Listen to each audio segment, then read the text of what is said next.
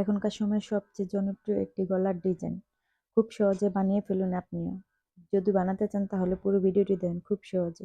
প্রথমে আমি বক্রমটা নিয়ে নিলাম। এখান থেকে আমি 3 ইঞ্চি পরিমাণ সাইডে এবং লম্বা 6.5 এবং 7 আমি ভিডিওতে দেখিয়ে দিচ্ছি। একদম ঠিক এভাবে বক্রমটা 1 ইঞ্চি পরিমাণ রেখে কেটে নিতে হবে। কেটে নিয়ে আপনি সুন্দর করে ফিনিশিং করে হয়তো আয়রন থাকলে এটা বসিয়ে দিতে পারেন, না থাকলে এভাবে আমি আয়রন ছাড়া বসিয়েছি। ঘরে অনেকের আয়রন থাকে না, তাই এভাবে বসাতে পারেন। আমি গলার কাপড়টুকু যথেষ্ট পরিমাণে কেটে নিয়েছি।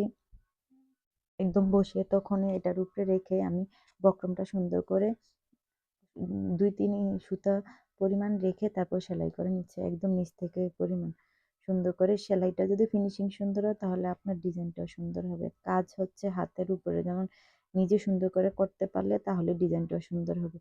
তারপর আমি এটা ঘুরিয়ে ঘুরিয়ে সুন্দর করে সেলাই করে নিয়েছি এবং সাইড থেকে যে কাপড়টুকু ছিল সেই কাপড়টুকু আস্তে আস্তে কেটে ফিনিশিং দিয়ে পুরাটা ঘুরিয়ে ঘুরিয়ে সেলাই করে নিচ্ছি।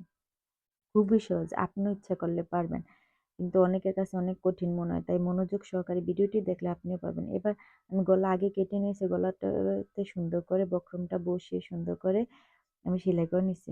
নিচে যেই জায়গাটা এটা সমান সমান রেখে সেলাই করলেই হবে, এতে আর কোনো সমস্যা নেই। তারপরে আমি ঘুরিয়ে ঘুরিয়ে সেলাই করে নিচ্ছি একদম 2-1 সুতা পরিমাণ মাঝখানে রেখে দিক দিয়ে আমি টাক দিয়ে নিলাম যেহেতু না ছিঁড়ে যায়।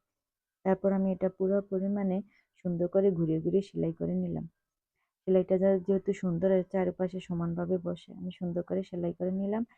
এবার ফিনিশিং এর জন্য পুরোটা বক্রম মাঝখান দিয়ে কেটে এবং সাইড থেকে কাট করে দিয়েছি, যেমন ফিনিশিংটা সুন্দর হয়, না হলে গলাটা সুন্দরভাবে বসবে না। তাই আমি সুন্দর করে সেলাই করে এবং উল্টে নিলাম। উল্টে নিয়ে যাদের বাসায় আয়রন আছে আয়রন করলে খুবই সুন্দর, আর না হলে এভাবে উল্টে সেলাই করে হাত দিয়ে একটু চেপে সুন্দর করে বসিয়ে নিলেই ফিনিশিংটা সুন্দর আসবে। তাহলে পাইপিংটা বসাতে সুন্দর হবে। এরকম কিন্তু আপনি এক কালার কাপড়ে বসাতে পারেন, ওটাতে আরো সুন্দর লাগবে। তারপর আমি 2 ইঞ্চি পরিমাণ কাপড় কেটে নিয়েছি, একটু উম সমান করে না, এভাবে একটু তেড়া করে কাটলে তাহলে ফিনিশিংটা সুন্দর আসবে। তাই আমি উপরে সুন্দর করে যে পাশটা দেখবেন খোলা ওই পাশটা বসাবেন, আর যেটা বদ্ধ ওটা ভিতরের দিকে দিয়ে সেলাই করে নেবেন। আমি তারপর আস্তে আস্তে করে 2-1 সুতা পরিমাণ রেখে সেলাই করে নিলাম, কারণ তাহলে পাইপিংটা দেখতে সুন্দর। সমান পরিমাণে বসালে কিন্তু আপনার পাইপিংটাও সুন্দর হবে, না হলে বড় ছোট দেখা যাবে, দেখতে খারাপ দেখা যাবে।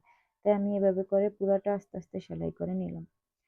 সেলাই করতে একটু কষ্ট হয় যেহেতু সমান করে সেলাই করতে হয়, তারপরে এভাবে দেখতে হবে। আমি ভিডিওতে কিভাবে দেখাচ্ছি আপনারা দেখেন। সুন্দরভাবে আস্তে আস্তে করে আমি পুরাটা সেলাই করে নিলাম। এবার উল্টে নিলাম, যতটুকু পরিমাণ পাইপিং রাখবেন অতটুকু পরিমাণ রেখে আমি সেলাই করে নিলাম। জাস্ট হয়ে গেল আমার সুন্দর